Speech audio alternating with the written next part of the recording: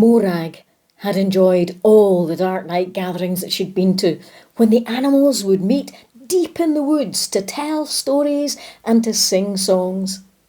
This night, though, had stuck with Morag.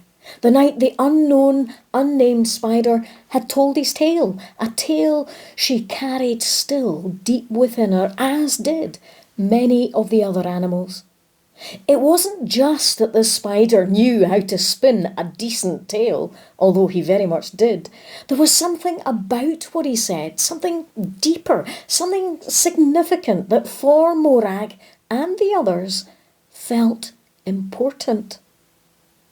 The spider had begun his tale way back in time with promises made long, long ago.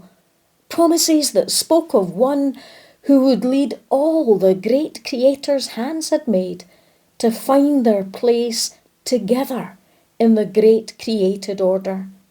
This one, when they came, would herald the arrival of a brand new kingdom, one in which the whole of nature would have a place, and every animal and human, bird, bug and sea creature would know they belonged, always and forever. Morag thought how marvellous that sounded.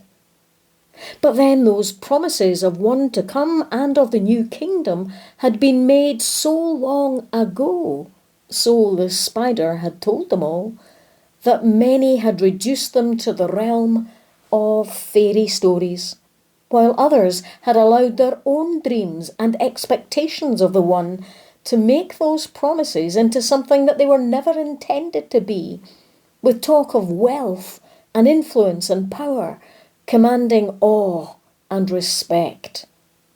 It seemed to Morag that the one would fare much better if they were simply caring, with a heart that was honest and true towards everyone. But Morag kept her thoughts to herself. She suspected the spider's tale had all sorts of twists and turns yet to come, so she kept quiet. But she couldn't stop the questions racing through her head. Who was the one to come? When would they come? And how? And what sort of a kingdom would they build? Would there be space in it for hares? Would caterpillars be welcome? Would bugs find a place? Would there be room in this kingdom for birds that couldn't fly? For frogs that couldn't croak? For shy night owls? And for light-up glowworms that aren't really worms at all? Morag knew she needed to be patient and wait for all the threads of the story to be woven together.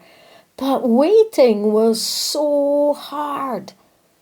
Why couldn't the spider just flip to the end and put them all out of their misery?